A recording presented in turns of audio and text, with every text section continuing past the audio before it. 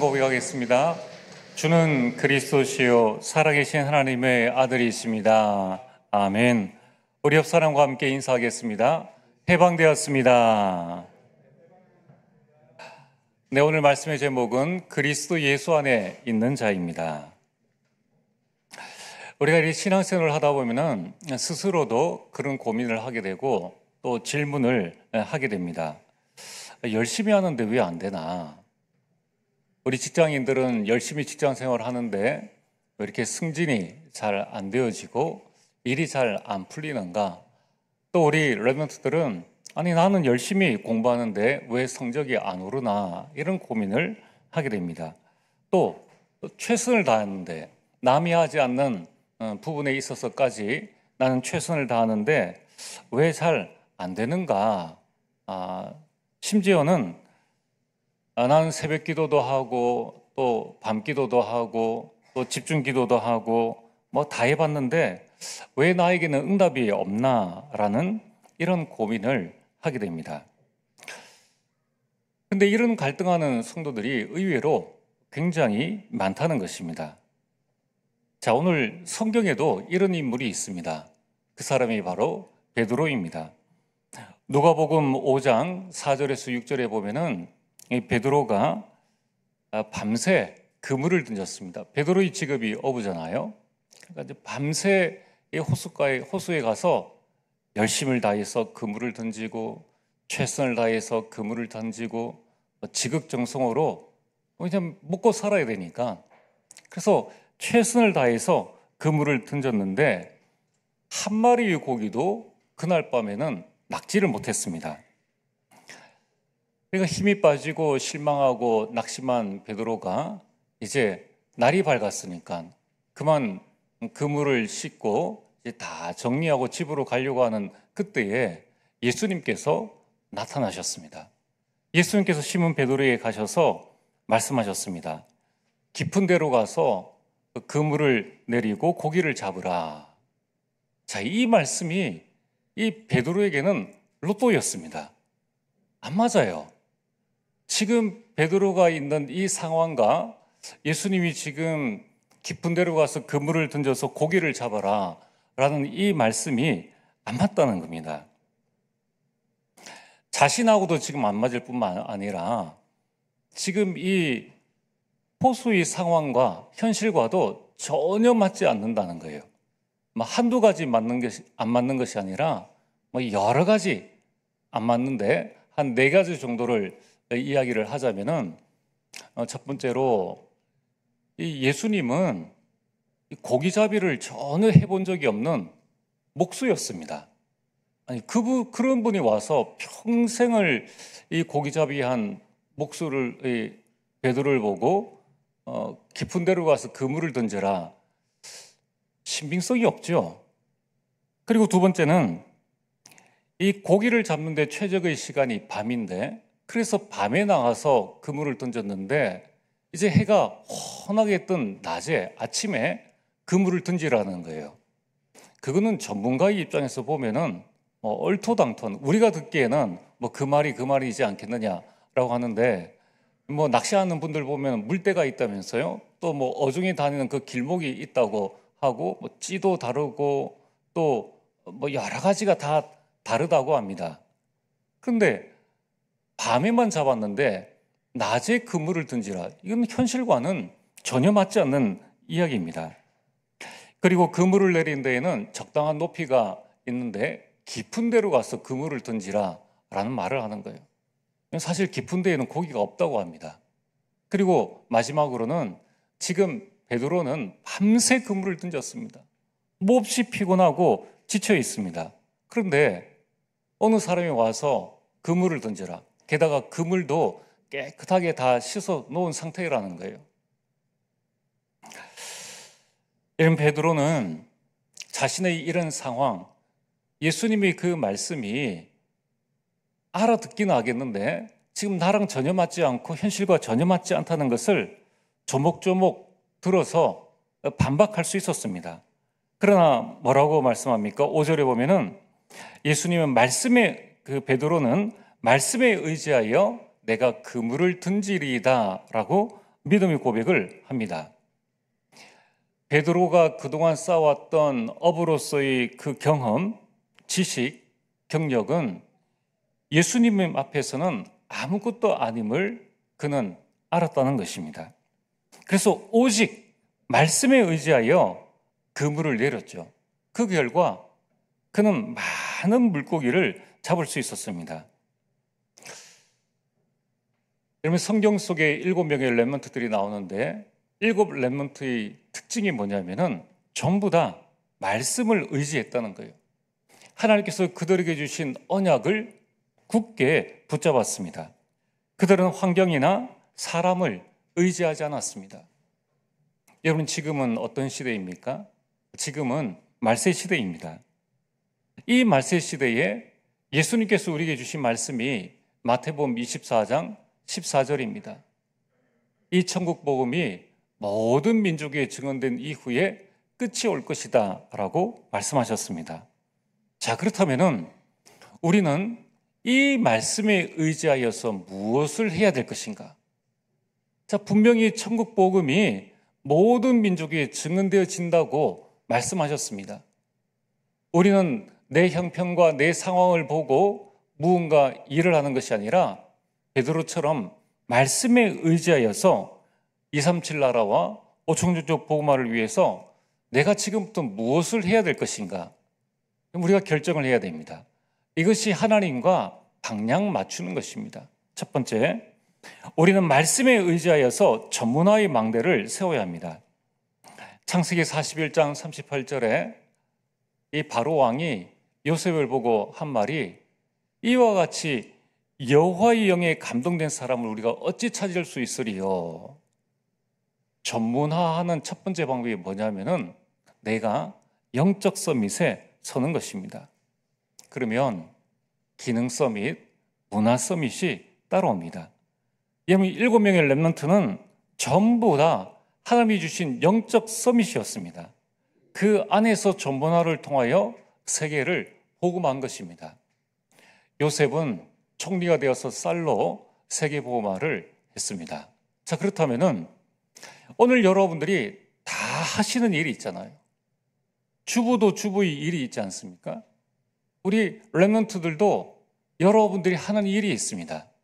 그럼 그 하는 일을 어떻게 해야 되느냐? 전문화시켜야 한다는 거예요.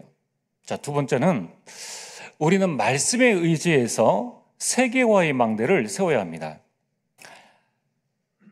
마가복음 16장 15절에 예수님께서, 부활하신 예수님께서 제자들이 하신 말씀이 뭐냐면은 너희는 온 천하에 다니며 만민에게 라고 말씀을 하셨습니다.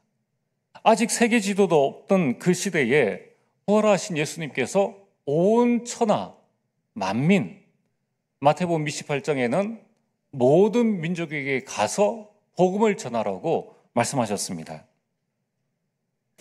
여러분, 지금은 어떤 시대입니까? 지금은 글로벌 시대입니다.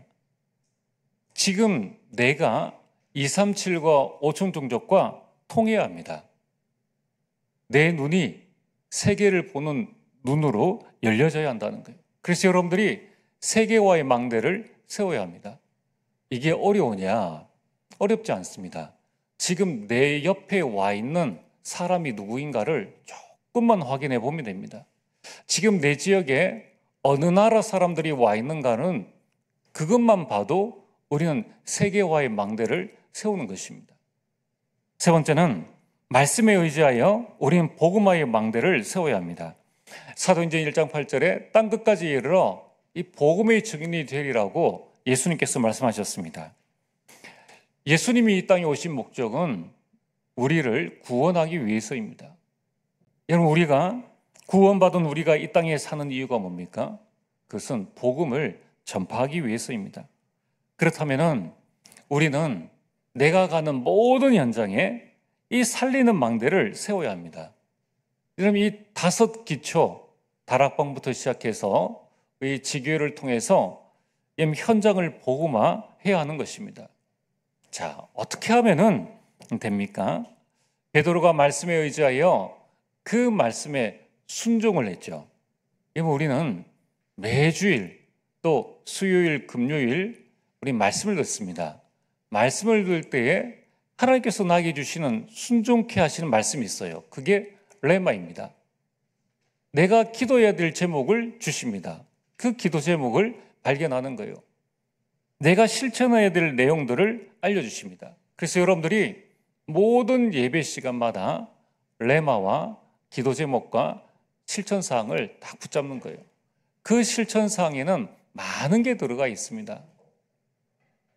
그래서 여러분들이 이 세 가지를 붙잡고 이제 내일부터 6일 동안에 오직하시는 거예요. 그리고 24 하는 겁니다.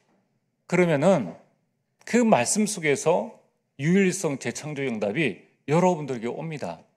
그리고 25 영혼의 응답이 오게 되는 거예요. 그러면 여러분들은 증인이 되어집니다. 여러분, 우리는 내가 할 수 있다 없다가 아니라 말씀에 의지하여서 하나님께서 지금 나에게 원하시는 것이 무엇인가를 발견해야 돼요. 여러분, 우리가 모든 조건이 주어졌다고 해서 세계복음을 할 수 있습니까? 그렇지 않습니다. 여러분, 우리는 말씀에 의지하여서 우리 가정, 우리 가문, 우리 교회가 어떤 방향으로 나가게 될 것인가, 그것을 붙잡고 여러분들이 세 가지 망대를 세우게 되기를 주의 이름으로 축복합니다. 자, 오늘 본론입니다. 지금 로마서에서는 이제 드디어 로마서 8장에 들어가게 되었습니다.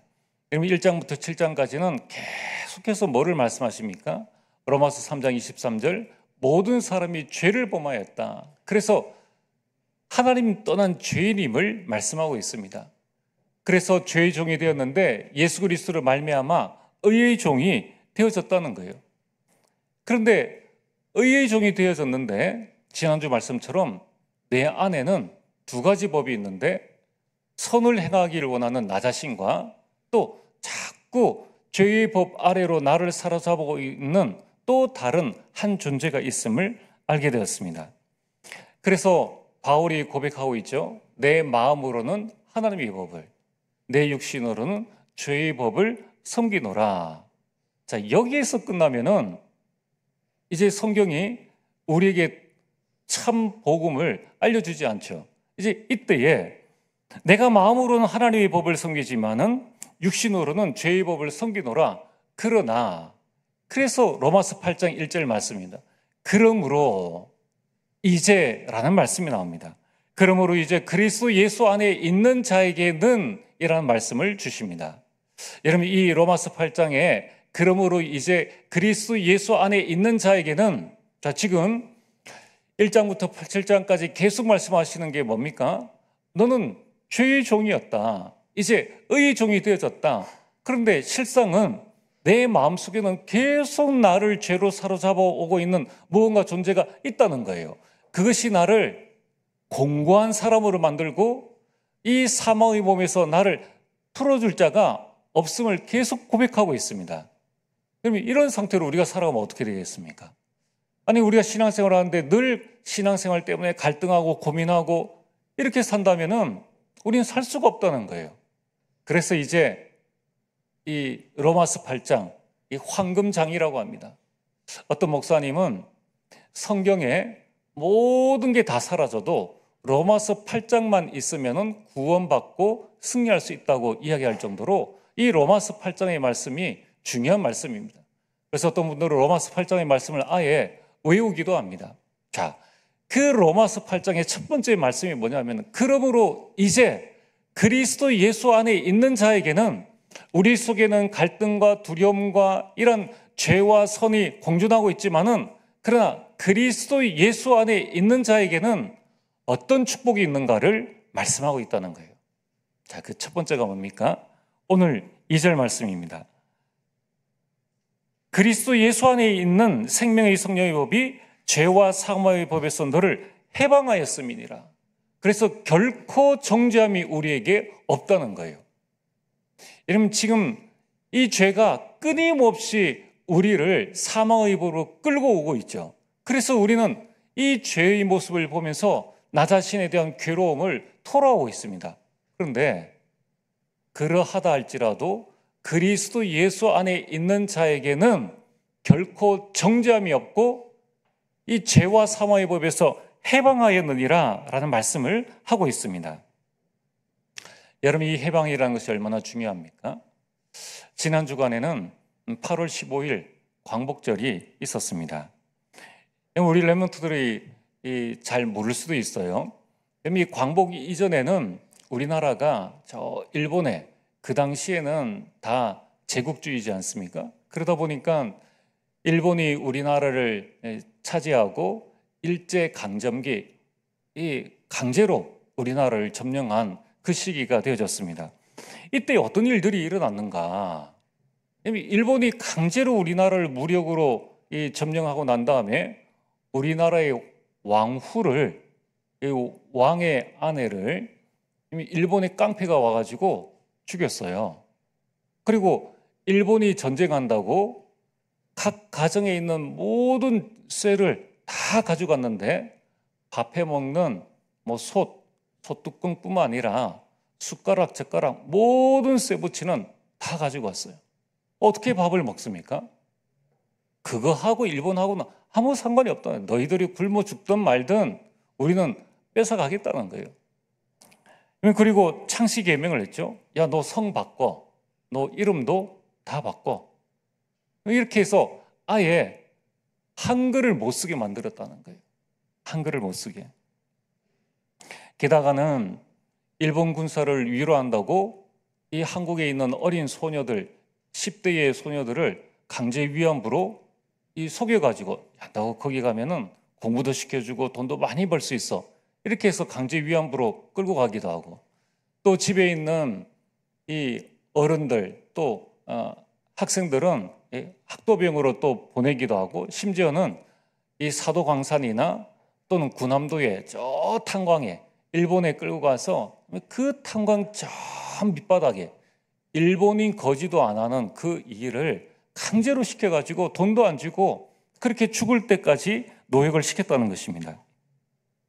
우리나라는 완전히 주권을 잃어버렸어요. 우리나라 사람인데 우리나라 법을 적용을 받는 것이 아니라 일본의 법에 적용을 받게 되고 일본 순사의 감시를 받아야 했다는 거예요. 그래서 내가 원하는 것을 못하고 시키는 대로 해야 했습니다. 일본인이 우리 땅에서 주인 노릇하고 우리는 우리 땅에서 종 노릇을 했다는 거예요. 광복절이 뭡니까? 여기에서 해방된 것이 광복절이에요. 이제 내 것을 찾았다는 거예요. 내 이름도 찾고 내 가족도 찾고 내 재산과 내 모든 것들을 다 찾았다는 겁니다. 이게 해방이에요. 이게 광복이라는 거예요. 얼마나 기쁜 날입니까? 여러분, 그렇다면은 오늘 이 시대에 우리가 예수 그리스도 안에 있는 우리에게 참 해방이 왔다. 무엇에 대한 해방인가? 첫 번째는 사탄의 권세에서의 해방입니다. 여러분, 이거는 한 나라가 해방된 것, 그거에 몇천 배에 대한 그 큰 축복이라는 거예요. 요한복음 8장 44절에 너희 아비 마귀에서, 요한일서 3장 8절, 마귀의 일을 멸하신 예수 그리스도의 자녀, 하나님의 자녀가 되어진 것입니다. 이제 죄와 저주에서 해방되어졌어요. 로마서 3장 23절에 모든 사람이 죄를 범하였고, 로마서 6장 23절에 죄의 삭은 사망이었는데 이제 로마서 8장 1절과 2절 정죄함이 없습니다. 게다가 생명의 성령의 법이 죄와 사망의 법에서 완전한 죄와 사망, 이 저주에서 우리를 해방시켰다는 거예요. 그리고 사망과 지옥 권세에서 해방되어졌습니다. 로마서 7장 24절에 오호라 나는 공고한 사람이로다. 누가 이 사망의 몸에서 나를 건져내랴. 로마서 8장 11절에 성령으로 말미암아 너희 죽을 몸도 살리시리라. 이 성령으로 말미암아 우리가 사망에서 완전히 살아나는 지옥 권세에서 해방되어지는 큰 축복을 누리게 되었다는 거예요. 여러분, 그리스도 안에 있는 자는 이러한 완전한 해방을 누리게 된다는 것입니다. 자, 그렇다면은 오늘 두 번째입니다. 해방되었으니까 이제 어떻게 하면 될까요? 주인을 바꿔야 됩니다. 여러분, 우리가 일제강점기에는 일본이 우리를 다스렸는데 해방되어졌어요. 이제 우리가 일본 순사의 그 눈치를 볼 필요가 없습니다. 일본 법의 적용을 받을 필요가 없어요. 그래서 여러분들 이 해방되어졌을 때에 우리나라 많은 국민들이 어디에 가서 만세를 외쳤습니까? 서울에 있는 서대문 형무소에 가서. 그 안에 있는 죄수들이 다 풀려났습니다. 일본 법하고는 아무런 상관이 없는 거예요. 독립투사들은 전부 다 풀려난 거예요. 주인이 바뀌어졌다는 겁니다. 여러분, 이제 구원받은 우리, 해방된 우리 인생의 주인은 운명이 아닙니다. 사주팔자가 아닙니다. 성삼위 하나님이 여러분들의 주인이십니다.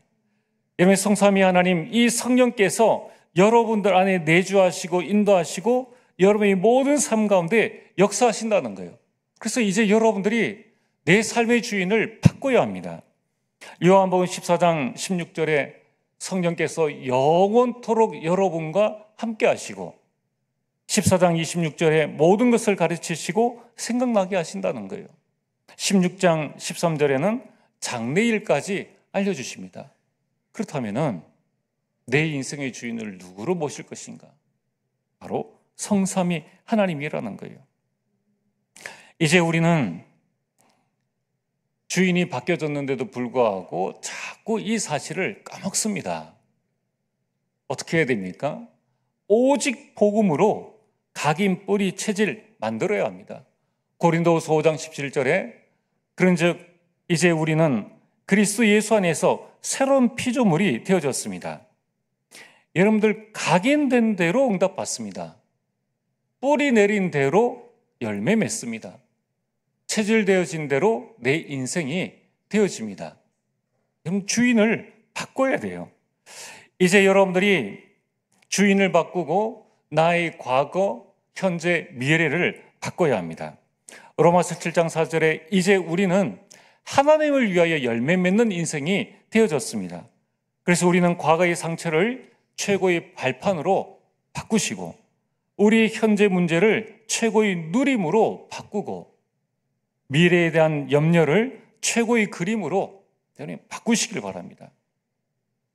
만약에 구원받았는데 그리스도가 주인 되지 않고 내가 여전히 주인이 되어지면은 그러면은 사탄의 공격을 늘 항상 24시 받는다는 거예요. 그래서 구원받은 우리, 해방된 우리는 주인을 완전히 바꿔야 됩니다. 오늘 본론 세 번째로 이제 우리는 그리스도 안에 있는 자의 축복이 뭡니까? 이제 우리가 해방되었기 때문에 해방된 자의 여정을 가라는 것입니다. 5절에 해방받았는데 5절에 보면 육신을 따르는 자가 있고 영을 따르는 자가 있습니다. 육신의 길을 가는 자가 있고 영의 길을 가는 자가 있습니다. 여러분들은 어느 길에 설 것입니까? 하나님께서 아브라함에게 말씀하셨습니다. 창세기 12장 1절에 내가 너에게 보여줄 땅으로 가라. 그 길을 가라는 거예요. 내가 너에게 길을 보여줄 테니까, 장래일을 알려줄 테니까 그 길을 가라는 것입니다. 시편 1편 1절에 복 있는 사람은 죄인의 길에 서지 아니하며, 죄인의 길에 서지 않는다는 것은 하나님이 보여주신 그 길을 간다는 거예요. 여러분, 성경 다음으로 많이 읽힌 책이 철로역정이라는 책입니다. 존 버년이 쓴 이 책이죠. 거기에 보면은 이 주인공이 자기에게 오는 이 죄에 완전히 눌려서 괴로움을 당하다가 이제 그 무거운 죄짐을 벗어버리게 됩니다. 그러면서 이제 그 주인공이 무엇을 하는가 하면은 거기에 살지 않아요. 이제 죄악된 그 현장에 살지 않고 하나님께서 주신 그 천국을 향해서 한 걸음 한 걸음 나아가는 그 이야기를 묘사한 것이 바로 철로역정입니다. 그렇습니다. 우리는 이제 해방되었기 때문에 육신의 길을 갈 필요가 없어요. 하나님께서 우리에게 주신 그 여정을 따라가는 겁니다. 그걸 보고 7대 여정이라고 말합니다. 자, 오늘부터 여러분들이 나는 이 길 속에 있는가? 이 길 속에서 237이 보여져야 됩니다. 이 길 속에 오천 종족이 보여지고 여기에 서 있을 때에 이제 복음, 명분, 가문의 그 응답을 누리게 되는 겁니다. 자, 지금부터 여러분이 가야 될 그 길이 무엇입니까? 우리 발걸음이 성삼위 하나님이 역사하시는 그 길에 있게 하옵소서. 그 길에 있는 것입니다. 여러분, 성삼위 하나님은 어떻게 우리 가운데 역사하십니까? 성부 하나님은 말씀으로 역사하십니다. 성자 예수님은 그리스도 그 이름으로 역사하시죠. 성령님은 바람 같은 불 같은 능력으로 역사하십니다. 자, 그 역사 속에 우리가 있게 하옵소서. 또한 우리는 하나님께서 자녀에게 주신 이 발판 10가지, 그 길을, 그 발판을 붙잡고 우리는 그 길을 가는 것입니다. 세상에서 승리하는 비밀 10가지, 어떤 경우에도 이기는 확신 5가지, 현장의 흐름을 바꾸는 9가지, 평생 누릴 전도자의 삶과 답 62가지, 예배와 교회의 축복을 누리는 보좌의 캠프. 이것이 매일매일 나의 삶 속에서 내가 걸어가야 될 길이라는 거예요. 오늘 여러분들 예배를 드리지 않습니까? 하나님, 오늘 예배 드릴 때에 내 문제에 대한 답을 발견하는 캠프가 되게 없어. 캠프가 뭡니까? 빛을 비추는 거예요. 여러분들이 교회와 예배의 축복을 늘 누리면서 이 축복을 내 현장에 캠프를 통해서 날마다 누리는 그 여정 속에 여러분 들어있어야 된다는 거예요. 여러분, 이렇게 이제 여러분들이 지금부터 이 부분을 붙잡고 기도를 하시는데 어떤 분들은 왜 이렇게 많습니까? 라고 할 수 있습니다. 유대인들은 613가지 율법을 가지고 있습니다. 그걸 다 외워요. 그리고 그것을 다 실천을 합니다. 그들이 지금 세상을 정복하고 있습니다. 우리가 다스려야 할 이 세상을 그리스도를 모르는 유대인들이, 프리메이슨들이, 그러면 이 유해지 단체들이 세상을 정복하고 있다는 거예요. 왜 그렇습니까? 우리가 하나님이 주신 그 영의 길을 가지 않고 우리가 육신의 길을 가니까, 이 영적 세계를 알고 있는 이 3단체가 영적 세계를 장악해서 우리가 주인 노릇하지 못하고 종 노릇하게 한다는 거예요. 우리가 언제까지 이러한 이 악순환의 고리를 여전히 다음 세대에 물려줘야 합니까? 이제 우리는 이 악순환의 고리를 끊어버려야 한다는 거예요. 여러분, 우리가 이런 내용들이 많다 적다의 문제가 아닙니다. 이것이 맞느냐 맞지 않느냐는 거예요. 여러분, 아무리 적어도 틀린 것이라면 하면 안 됩니다. 그러나 아무리 많아도 맞다면은 해야 되는 것이죠. 우리가 가야 할 길이라면은 우리는 힘들어도 가야 한다는 것입니다. 여러분, 지금 당장에는 힘들고 어려울 수 있습니다. 그러나 아브라함처럼 4대를 생각하고 차분히 여러분들이 인도받아 보시길 바랍니다. 훗날 열매로서 반드시 증명될 것입니다. 여러분, 이러한 지난주에 말씀드렸던 7대 망대, 오늘 말씀드리는 7대 여정, 이것은 연초에 나눠드렸던 2024년 언약기도문에 자세히 나와 있습니다. 이미 하나님께서 우리에게 답을 다 주셨는 거예요. 여러분, 그것을 읽으시면 됩니다. 여러분이 주기도문 외우려고 힘썼습니까? 그냥 자연히 오다 보니까 주기도문, 사도신경 그냥 다 외워진 거예요. 여러분이 830 기도망대를 들으시면 됩니다. 그러면 하나하나 내 마음, 영혼, 생각 속에 그 모든 내용들이 들어가게 되어 있습니다. 조급하지 말고 여러분 그 흐름 속에 여러분 들어오시길 바랍니다. 자, 오늘 결론입니다. 여러분들이 하나님께서 나에게 주신 이 말씀, 우리는 말씀에 의지하는 신앙생활이 되어야 되고요. 이 하나님의 말씀을 묵상할 때에 하나님의 큰 능력이 나타납니다. 여러분이 묵상운동의 주역이 되어지기를 주의 이름으로 축복합니다. 오늘 6절에 이렇게 말씀하고 있죠. 육신의 생각은 사망이요 영의 생각은 생명과 평안이니라. 여러분 지금 무엇을 생각하고 있습니까? 여러분 하루 24시 무엇을 묵상하고 있습니까? 우리는 구원받은 자요, 우리는 해방받은 자인데 지금 내가 무엇을 생각하고 있느냐가 내 자신입니다. 여러분 2024년 파리 올림픽이 끝났죠. 그 가운데 가장 좋은 성적을 거둔 것이 양궁입니다. 그래서 신문에 한국 양궁 올림픽 금메달 싹쓸이라고 이렇게 나와 있습니다. 양궁이 이처럼 엄청난 성적을 거두었는데 이 성적을 거둔 데에는 이 남다른 비밀이 있었다는 거예요. 여러분 양궁 시합하는 거 봤습니까? 양궁 선수 중에 이 김우진 선수라는 선수가 있는데 그 선수가 이제 우리나라 선수나 이제 이렇게 다른 나라 선수가 할 때 지금 과학이 워낙 발전해서 이 선수들이 경기에 임할 때 이 화면 하단에 보면은 선수들이 심박수가 이렇게 나옵니다. 그 심박수를 다 기록을 해서 보내주는 거예요. 근데 김우진 선수의 이 심박수가 다른 선수들의 심박수의 절반입니다. 80에서 100이에요. 이는 보통 이 통계적으로 성인이 휴식을 취할 때에 이 심박수가 60에서 100 정도라고 합니다. 근데 지금 전 세계의 모든 사람들이 주목하고 있는 그 시합에 우리나라를 대표해서 지금 단 한 발이 어떻게 쏘여지느냐에 따라서 금이냐 은이냐 동이냐가 결정되어지는 이 중요한 시간에 김우진 선수의 심박수는 휴식을 취하고 있는 이 성인의 심박수와 똑같았다는 거예요. 그 말은 뭐냐면은 경기하는 게 휴식하는 거였다는 거예요. 여러분 양궁 선수들은 이 시합 이전에 멘탈 훈련도 이 정신 훈련도 합니다. 근데 원래는 어떤 훈련을 했는가 하면은 이제 경기 3개월 전에 연세대 김주환 교수님이라고 있는데 그 교수님이 뇌과학의 권위자이고 또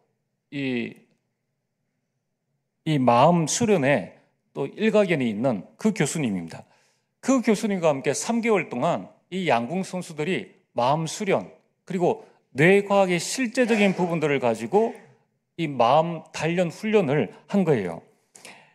그 훈련은 크게 두 가지로 나와 있는데 욕심과 집착을 내려놓는 이 사고 훈련, 자꾸 생각이 조급해지고 불안해지고 뭔가 성취하려고 하니까 이 집착과 욕심을 내려놓는 사고 훈련을 실제적으로 과학적으로 설명을 했고 두 번째는 중요한 시간에는 자신의 역량을 최대한 발휘할 수 있도록 강력한 자기 주문을 외우는 훈련을 하게 했다는 거예요.